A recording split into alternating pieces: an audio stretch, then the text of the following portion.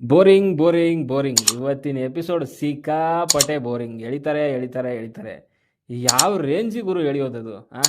O T ಟಿನಲ್ಲಿ ನೋಡಿರೋ ನನಗೇ ಹಿಂಗೆ ಅನಿಸಿದೆ ಅಂತಂದರೆ, ಯಾರಾದರೂ ಟಿ ವಿನಲ್ಲಿ ನೋಡಿರೋಂಥ ಮಹಾನುಭಾವರು ಇದ್ದರೆ ದಯವಿಟ್ಟು ಕಮೆಂಟ್ ಬಾಕ್ಸಲ್ಲಿ ತಿಳಿಸಿ ನಿಮ್ಗೆ ಹೆಂಗೆ ಅನ್ನಿಸ್ತು ಅಂತ.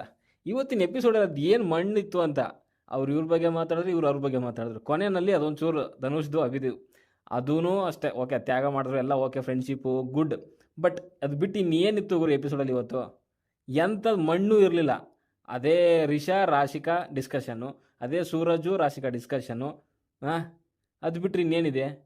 ಏನು ಸತ್ವನೇ ಇಲ್ಲ ಇವತ್ತು. ಧಾರಾವಾಹಿಗಳೇ ಪರವಾಗಿಲ್ಲ ಇದು ಬಿಗ್ ಬಾಸ್ ನೋಡಿದ್ರೆ ಕಂಪೇರ್ ಮಾಡಿದ್ರೆ ಇವತ್ತಿನ ಎಪಿಸೋಡ್ಗೆ.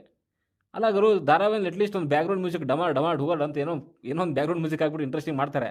ನೆಕ್ಸ್ಟ್ ಬ್ರೇಕ್ ಆದಮೇಲೆ ಅಟ್ಲೀಸ್ಟ್ ಏನೋ ನೋಡ್ಬೋದು ಅಂತ ಅನ್ಸುತ್ತೆ. ಇದನ್ನು 1.5 ಗಂಟೆ ಸುಮ್ಮನೆ ಹಾಕ್ಕೊಂಡು ಜಡ್ದವ್ರೆ. Waste fellows. ಆ ಫಸ್ಟ್ ಡೈರೆಕ್ಟ್ರ್ ಅವನು ಹುಡುಕು ಹೊಡಿಬೇಕು ಅವನಿಗೆ. ಏನು ಇಂಟ್ರೆಸ್ಟಿಂಗ್ ಮಣ್ಣು ಮಾಡಿದ್ರಿ ಇದು ಇವತ್ತು. ಪ್ರೋಮೋದಲ್ಲಿ ತೋರಿಸಿರೋದು ನೆಟ್ಟಿಗೆ ತೋರಿಸಿಲ್ಲ ಇವತ್ತು. ಆ ರಿಷಾದು ಮನೆಯವ್ರದ್ದು ಯಾರ್ದು ಸೂರಜ್ದು ಆ್ಯಂಡ್ ಸ್ಪಂದನದ ಮಾಡಿದ್ದು ಅದೇ ತೋರ್ಸೋಕ್ಕಾಗಿಲ್ಲ ಇವ್ರ ಯೋಗ್ಯತೆಗೆ. ಅದು ಏನು ಅಂತ ಮಾಡ್ತಾರೋ ಗೊತ್ತಿಲ್ಲಪ್ಪ. ನಿಜವಾಗ ನನಗಂತೂ ಬೇಜಾರಾಯಿತು. ಸಿಕ್ಕಾಪಟ್ಟೆ ಬೋರಿಂಗ್ ಹೊಡೆದಿರೋವಂಥದ್ದು. ಸೊ ನಿಮಗೇನು ಅನಿಸೋ ಅಂತ ಕಮೆಂಟ್ ಬಾಕ್ಸಲ್ಲಿ ತಿಳಿಸಿ. ಬಟ್ ಆದರೂ ಕೂಡ ಏನು ಮಾಡೋದು, ನಮ್ಮ ಕೆಲಸ ಇದೆ. ಸೊ ಎಪಿಸೋಡ್ ಆದಮೇಲೆ ಒಂಚೂರು ಒಳಗಡೆ ಏನೇನು ಆಗಿದೆ ಅನ್ನೋದ್ರ ಬಗ್ಗೆ ಒಂಚೂರು ಹೆಕ್ಕಿ ತೆಗೆಯುವಂಥ ಪ್ರಯತ್ನ ಮಾಡ್ತೀವಿ. ಸೊ ಇವತ್ತಿನ ಎಪಿಸೋಡ್ ಬಗ್ಗೆ ಒಂದು ಚಿಕ್ಕದಾಗಿ ನೋಡ್ಕೊಂಬರೋಣ. ಜಾಸ್ತಿ ಏನು ನಡೆಯಲ್ಲ, ಬೋರಿಂಗ್ ಮಾಡಲ್ಲ ನಾನು. ಆ್ಯಂಡ್ ಡಿಸ್ಕಷನ್ ಆಗ್ತಾ ಇರುತ್ತೆ. ಗಿಲ್ಲಿ ಕಾವ್ಯ ಬಗ್ಗೆ ಏನು ಚಂದ್ರಪ್ರಭಾ ಮಾತಾಡಿದ ಅದ್ರ ಬಗ್ಗೆ ಮನೆಯವರು ಸ್ವಲ್ಪ ಡಿಸ್ಕಷನ್ ಮಾಡ್ತಾಯಿದ್ರು. ತುಂಬ ಅತಿ ಹಾಗಾಡ್ದ ಇವನು ಮಾತಾಡಬಾರ್ದಾಗಿತ್ತು ಅನ್ನೋ ರೀತಿಯಲ್ಲಿ ಎಲ್ಲ ಮಾತುಕತೆ ಬಂತು. ಆ್ಯಂಡ್ ಗಿಲ್ಲಿ ಆ್ಯಂಡ್ ಕಾವ್ಯ ಕೂಡ ಹೋಗಿ ಕೇಳಿದ್ರು ಅವನಿಗೆ. ಅವ್ನು ಅಂದರೆ ಚಂದ್ರಪ್ರಭಾ ಕೇಳಿದೆ ಚಂದ್ರಪ್ರಭಾ ಹತ್ರ ಗಿಲ್ಲಿ ಕೈರುವಂಥದ್ದು. ನಿಂಗೆಲ್ಲ ಗೊತ್ತಿದ್ದು ಹಿಂಗೆ ಮಾಡ್ತೀಯಲ್ಲ ನೀನು, ನಿಂಗೆ ಗೊತ್ತಿಲ್ವಾ ಹಾಗೆ ಹೇಗೆ ಅಂತಂದರೆ ಏನು ಹೇಳ್ತಾನೆ ಇವನು. ನಾವು ಬರ್ತದೆ ಸರಿಯಾಗಿ ಬಾಯಿ ಮುದಿಯ ಅಂತ ಹೇಳ್ಬಿಟ್ಟು.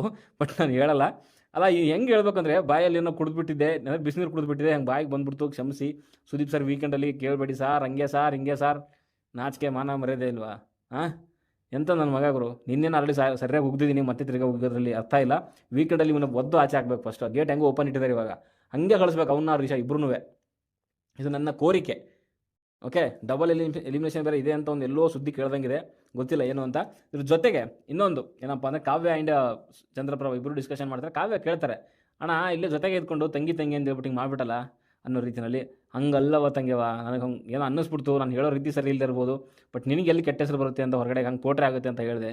ಎಲ್ಲ ಡ್ರಾಮಾ, ಪ್ರತಿಯೊಂದು ಡ್ರಾಮಾ. ಇವನು ಬಿಗ್ ಬಾಸ್ ಮನೆ ಒಳಗಡೆ ಇರೋದೇ ಒಂದು ರೀತಿಯಲ್ಲಿ ಕಳಂಕ ಅಂತ ನನಗೆ ಅನಿಸ್ತಾ ಇದೆ ಇವಾಗ. ಏನು ಡ್ರಾಮಾ ಮಾಡ್ತಾನೆ ನೋಡಿ. ಅವ್ನು ಹೆಂಗೆ ಉಳ್ಕೊಂಡವನು ಇಲ್ಲಿವರೆಗೂ ಅಂತಲೇ ಗೊತ್ತಿಲ್ಲ ನನಗೆ.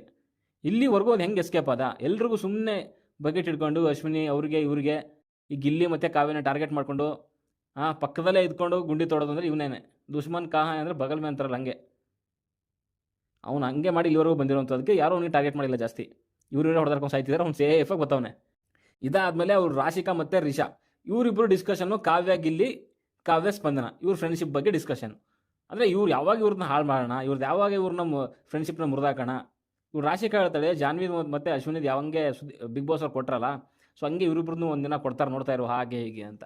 ಇವಕ್ಕೆಲ್ಲ ಏನಾಗಿದೆ ಅಂತ ಅರ್ಥ ಆಗ್ತಿಲ್ಲ. ಬಿಗ್ ಬಾಸ್ ಮನೆಗೆ ಇವ್ರು ಆಟ ಆಡೋಕೆ ಹೋಗಿದಾವ, ಒಬ್ಬಳಿಂದ ಒಬ್ಬಳಿಗೆ ಚುಗ್ಲಿ ಹಚ್ಚಕ್ಕೆ ಹೋಗಿದಾವ, ಏನು ಅಂತ ಅರ್ಥ ಆಗ್ತಿಲ್ಲ.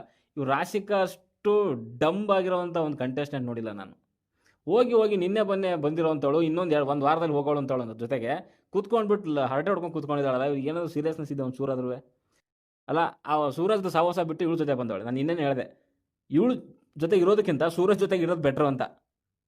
ಇವಳಂತೂ ತಾನು ಹಾಳಾಗೋದಲ್ಲೇ ಇಡೀ ಮನೇನ ಹಾಳು ಮಾಡ್ತಾಳೆ ಜೊತೆ ಸೇರಿಕೊಂಡು. ಅವಳಿಗೆ ಅಲ್ಲಿ ಆಡೋವಂಥ ಅರ್ಹತೆನೇ ಇಲ್ಲ ರಿಷಾಗೆ ಸಾರಿ. ಇಲ್ಲಿಗೆ ಸುಮ್ಮನೆ ತಳ್ಳಿದ್ದು ಹಾಗೆ ಹೀಗೆ ಅಂತ ಹೇಳ್ತಾಳೆ ರಿಷಾ. ತಳ್ಳಿದ್ದು ಹಂಗಿರುತ್ತಾ? ಹೊಡೆದಿರೋದೇ ಅದು ಕ್ಲಿಯರಾಗಿ ಗೊತ್ತಾಗುತ್ತೆ.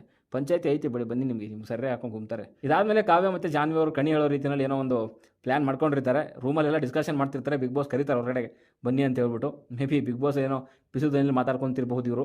ಸೊ ಅದಕ್ಕೋಸ್ಕರ ಹೊರಗಡೆ ಕರೆಸ್ತಾರೆ. ಸೊ ಅದಾದಮೇಲೆ ಏನೋ ಪ್ಲ್ಯಾನ್ ಮಾಡಿದ್ದಾರೆ ಅಂತ ಹೇಳ್ಬಿಟ್ಟು ಮೇ ಬಿ ಸುಮ್ಮನಾದ್ರು ಅಂತ ಅನಿಸುತ್ತೆ. ಇಲ್ಲಾಂದರೆ ಶಿಕ್ಷೆ ಕೊಟ್ಟಿರೋರು ಪಿಸುದಲ್ಲಿ ಏನೋ ಪ್ಲ್ಯಾನ್ ಮಾಡ್ತಿದ್ದೀರಾ ಅಂತ. ಅದಾದಮೇಲೆ ಅಟ್ಲೀಸ್ಟ್ ಏನೋ ಟ್ರೈ ಮಾಡಿದ್ರು ಕಂಟೆಂಟ್ ರೀತಿಯಲ್ಲಿ. ಗಿಲ್ಲಿ ಕಾವ್ಯ ಬಗ್ಗೆ ಮಾತಾಡಿರೋವಂಥದ್ದು, ಚಂದ್ರಪ್ರಭಾ ಬಗ್ಗೆ, ಆಮೇಲೆ ಸೂರಜು ರಾಶಿಕಾ ಬಗ್ಗೆ ಮಾತಾಡಿದ್ರು, ಆ್ಯಂಡ್ ಅಶ್ವಿನಿ ಆ್ಯಂಡ್ ಜಾನ್ವಿ ಬಗ್ಗೆ ಏನೋ ಒಂದು ಚಿಕ್ಕದಾಗಿ ಅವರ ಸಿಕ್ಕಂಗೆ ಒಂದು ಕಂಟೆಂಟ್ ರೀತಿಯಲ್ಲಿ ಒಂದು ಟ್ರೈ ಮಾಡಿದ್ರು. ಗುಡ್ ಅಂತಲೇ ಹೇಳ್ಬೋದು. ಸೊ ಗಾರ್ಡನ್ ಏರಿಯಾದಲ್ಲೆಲ್ಲ ಬ್ಯಾಗ್ಗಳನ್ನೆಲ್ಲ ತಂದುಬಿಟ್ಟು ಸೊ ಮೇನ್ ಗೇಟಿಂದ ಆಚೆ ಹಾಕಿದ್ದಾರೆ.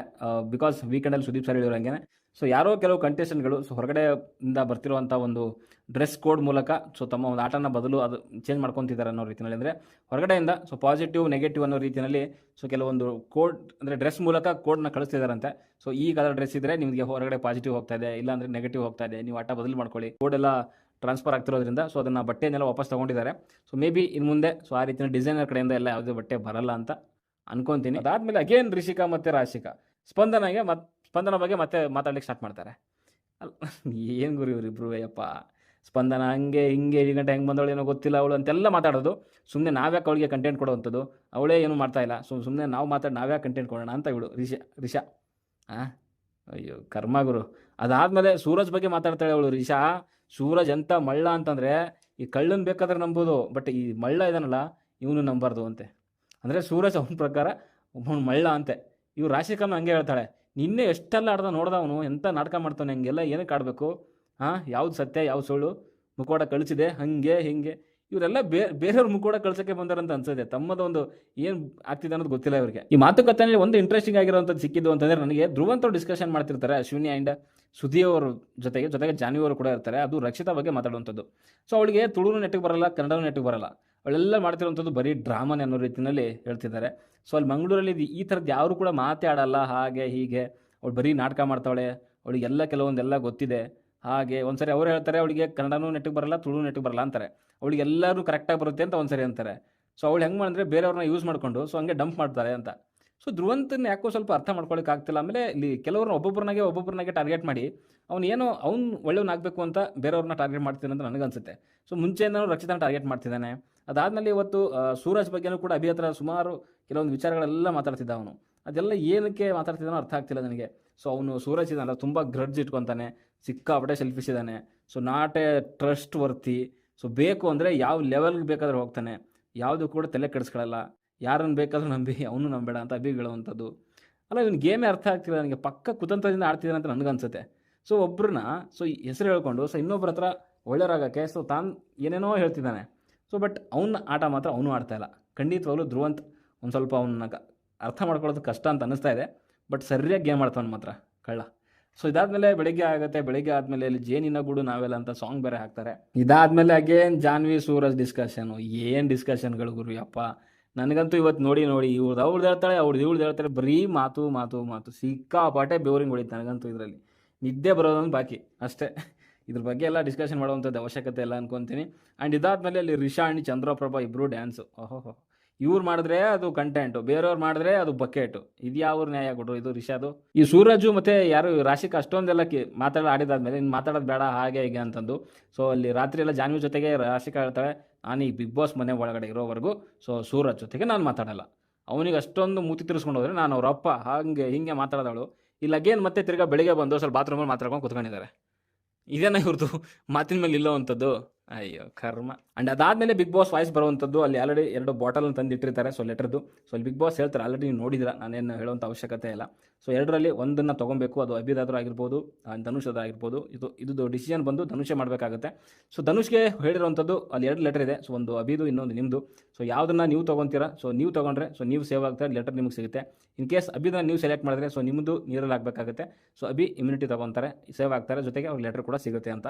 ಹಾಗೆ ನನ್ನ ಪ್ರಕಾರ ಧನುಷ್ ಮಾಡಿರುವಂಥದ್ದು ಸೊ ಒಂದು ಒಳ್ಳೆ ಡಿಸಿಷನ್ ಅಂತ ನನಗನ್ಸುತ್ತೆ. ಬಿಕಾಸ್ ಬಿಗ್ ಬಾಸ್ ಮನೆ ಒಳಗಡೆ ಮುಂದೆ ಹೋಗಬೇಕು ಅಂತಂದರೆ ವ್ಯಕ್ತಿತ್ವ ಬೇಕಾಗುತ್ತೆ, ಒಳ್ಳೆತನ ಬೇಕಾಗುತ್ತೆ. ಸೊ ಅದು ನನ್ನ ಪ್ರಕಾರ ಸರಿ ಮಾಡಿದ್ರು ಅಂತ ನನಗನ್ಸುತ್ತೆ. ಸೊ ಅವ್ರು ತೊಗೊಂಡಿದ್ರೆ ಸ್ವಾರ್ಥಿ ಹಾಗೆ ಈಗ ಅಂದಿರೋರು. ಬಟ್ ಇವಾಗ ಸೊ ಬಿಟ್ಕೊಟ್ಟಿರುವಂಥದ್ದು ಲೆಟರ್ ಬಿಟ್ಕೊಟ್ಟಿದ್ದಾರೆ, ಟಾಸ್ಕ್ ಬಿಟ್ಕೊಟ್ಟಿಲ್ಲ. ಬಟ್ ಲೆಟರ್ ಬಿಟ್ಕೊಟ್ಟಿದ್ದಕ್ಕೆ ನನ್ನ ಪ್ರಕಾರ ಪಾಸಿಟಿವ್ ಅಂತ ಅನಿಸುತ್ತೆ. ಒಂದು ಒಳ್ಳೆ ಡಿಸಿಷನ್ ಅಂತೂ ಅನ್ಕೊತೀನಿ. ಆ್ಯಂಡ್ ಆ ಒಂದು ಡಿಸಿಷನ್ ಆಗಿದ್ದಾದಮೇಲೆ ಇಡೀ ಮನೆ ಫುಲ್ ಸೈಲೆಂಟಾಗಿ ಹೋಗಿತ್ತು ಒಂದು ಸ್ವಲ್ಪ ಹೊತ್ತು. ಆ್ಯಂಡ್ ಲೆಟರ್ ಕೂಡ ಓದ್ತಾರೆ ಅಭಿ ಅವರು, ಫುಲ್ ಖುಷಿಯಾದರು. ಜೊತೆಗೆ ಧನುಷ್ ಆ್ಯಂಡ್ ಅಭಿಷೇಕ್ ಒಂದು ಒಳ್ಳೆ ಫ್ರೆಂಡ್ಶಿಪ್ ಅನ್ನೋ ರೀತಿಯಲ್ಲಿ ಕಾಣಿಸ್ಕೊತಿದೆ. ಸೊ ಮೇ ಬಿ ಆ ಒಂದು ಲೆಟರಿಂದ ಅಭಿಗೆ ಒಂದೊಂದು ಚೂರು ಹುರುಪು ಬರ್ಬೋದು. ಯಾಕಂದರೆ ಸ್ವಲ್ಪ ದಿನ ನೋಡ್ತಾ ಇದ್ದೀನಿ, ಲಾಸ್ಟ್ ಕೆಲವು ವಾರದಿಂದ ನೋಡ್ತಾ ಇರಬೇಕಾದ್ರೆ ಸ್ವಲ್ಪ ಸಿಕ್ಕಾಪಟ್ಟೆ ಸೈಲೆಂಟ್ ಆಗಿದ್ದಾರೆ. ಸೊ ಅಲ್ಲಿ ಮುಂಚೆ ಅಶ್ವಿನಿ SN ಮತ್ತು ಮಂಜು ಭಾಷಣ ಇರಬೇಕಾದ್ರೆ ಸ್ವಲ್ಪ ಆ್ಯಕ್ಟಿವ್ ಆಗಿದ್ದರು. ಬಟ್ ಇತ್ತೀಚೆಗೆ ಸೊ ಕಾಣಿಸೋದೇ ಇಲ್ಲ ಎಪಿಸೋಡ್ಗಳಲ್ಲಿ, ಅದೇನು ಅಂತ ಗೊತ್ತಾಗ್ತಿಲ್ಲ. ಬಟ್ ಒಟ್ಟಿನಲ್ಲಿ ಇವಾಗ ಒಂದು ಸ್ವಲ್ಪ ಅವರಿಗೆ ಹುರುಪು ಬಂದು ಸೊ ಅಟ್ಲೀಸ್ಟ್ ಒಂದು ಹೊಸ ಹುರುಪಿನೊಂದಿಗೆ ಆಡ್ತಾರೆ ಅಂತ ಅಂದ್ಕೊಂಡಿದ್ದೀನಿ. ಒಂದು ಒಳ್ಳೆ ಫ್ರೆಂಡ್ಶಿಪ್ ಅಂತಲೇ ಹೇಳಬೇಕು ಅವರಿಬ್ಬರದು ಕೂಡ. ಓಕೆ, ಇಷ್ಟೇ ಇದ್ದಿದ್ದು ಗುರು ಇವತ್ತಿನ ಎಪಿಸೋಡಲ್ಲಿ. ಇಂಟ್ರೆಸ್ಟು ಇಲ್ಲ ನನಗೆ ರಿವ್ಯೂ ಮಾಡಲಿಕ್ಕೆ, ಬಟ್ ಆದರೂ ಕೂಡ ಏನೋ ಮಾಡಬೇಕಲ್ಲ ಅಂತ ಕೆಲಸನ ಮಾಡ್ತಾಯಿದ್ದೀನಿ. ಸೊ ನಿಮಗೇನು ಅನ್ನಿಸ್ತು ಇವತ್ತಿನ ಎಪಿಸೋಡು ಕಮೆಂಟ್ ಮಾಡಿ.